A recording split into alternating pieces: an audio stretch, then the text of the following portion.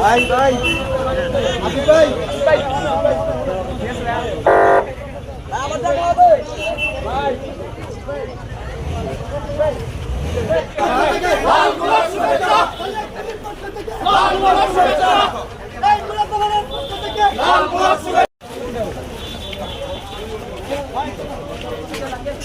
Barbe, dice.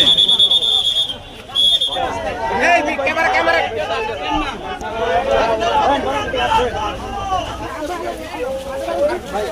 ভাই একটু সামনে আর ভাই পিছায়েন।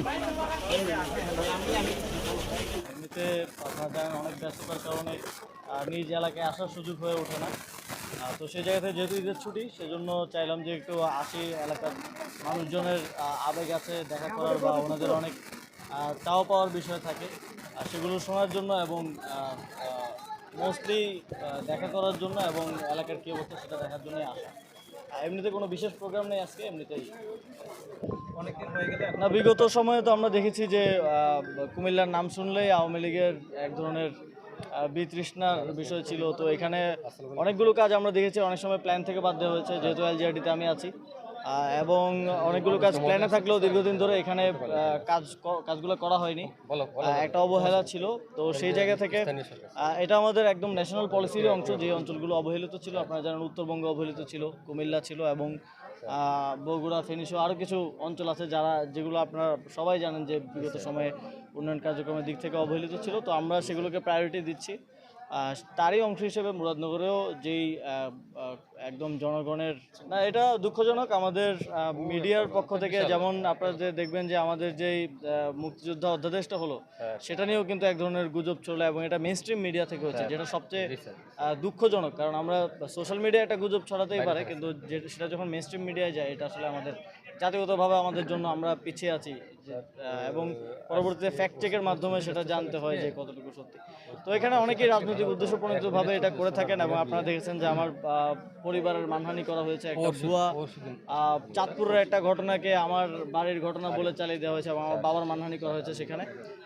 আমরা তথ্য মন্ত্রণালয়ের সাথে কথা বলছি, এবং এই বিষয়ে আমরা এগুলো ডকুমেন্টেশন করে রাখছি যে আসলে কোন কোন মিডিয়ায় এই ধরনের নিউজগুলোকে ছড়ানো হয়েছে উদ্দেশ্যপ্রণোদিতভাবে, এবং মিসলিডিং শিরোনাম দেওয়া হয়েছে, থাম্বনেল দেওয়া হয়েছে। সেখানে রাষ্ট্রের একজন নাগরিক হিসেবে সরকারের দায়িত্বের জায়গা থেকে না, যে কোনো নাগরিক তার প্রতি যদি অবিচার হয়, মানহানি হয়, অবশ্যই বিচার চাইতে পারে। রাষ্ট্রের একজন নাগরিক হিসেবে আমি যথাযথ আইনগত পদক্ষেপ নেব। শেষ বলেন। নির্বাচনের রোডম্যাপ তো হয়নি, একটা ডেট দেওয়া হয়েছে, সম্ভাব্য ডেট এপ্রিল মাসের প্রথমার্ধে, এবং এই ডেটকে মাথায় রেখে নির্বাচন কমিশন একটা রোডম্যাপ যথাসময়ে দেবে। এখন তো ওই রাজনৈতিক দলগুলোর থেকে যে কনসার্নটা ছিল স্থানীয় সরকার নির্বাচন হলে সংসদ নির্বাচন পিছিয়ে যেতে পারে, এখন তো আর সেই সম্ভাবনাটা নেই, যেহেতু আমাদের মাননীয় প্রধান উপদেষ্টা তিনি একটা সময় নির্ধারিত করে দিয়েছেন, এবং আপনারা জানেন যে জনগণের আসলে যেই সেবাগুলো স্থানীয় সরকার থেকে পায়, অধিকাংশ সেবাই স্থানীয় সরকারের মাধ্যমে পেয়ে থাকে, সেগুলো বিঘ্নিত হচ্ছে দীর্ঘদিন ধরে, এবং এটা আমাদের একটা কনসার্ন। আমরা অনেক জনকল্যাণমূলক কাজ করার চেষ্টা করছি, কিন্তু যে দৈনন্দিন সেবাগুলো দেওয়ার কথা সেগুলো দিতে পারছি না, কারণ স্থানীয় জনপ্রতিনিধি নেই। তো স্থানীয় সরকার নির্বাচন আয়োজন করাটা আপনারা জানেন সরকারের প্রথম থেকেই বিশেষ সদিচ্ছা ছিল। কোন পর্যায়ে কতটুকু আমরা করতে পারি, স্থানীয় সরকারের অনেকগুলো স্তর আছে, কতটুকু আমরা করতে পারি সেটা আমরা দেখব, এবং সরকারের সিদ্ধান্ত অনুযায়ী আমরা সেই অনুযায়ী নির্বাচন কমিশনকে নির্বাচন আয়োজনের জন্য বলতে আমি শেষ করে সব শেষ কি অবস্থা? আপনারা জানেন যে একটা প্রশাসনিক এত বড় একটা সিদ্ধান্ত বাস্তবায়ন করতে গেলে এখানে আর্থিক সংশ্লেষ আছে, আরও অনেক কিছু বাস্তবায়নের বিষয় আছে।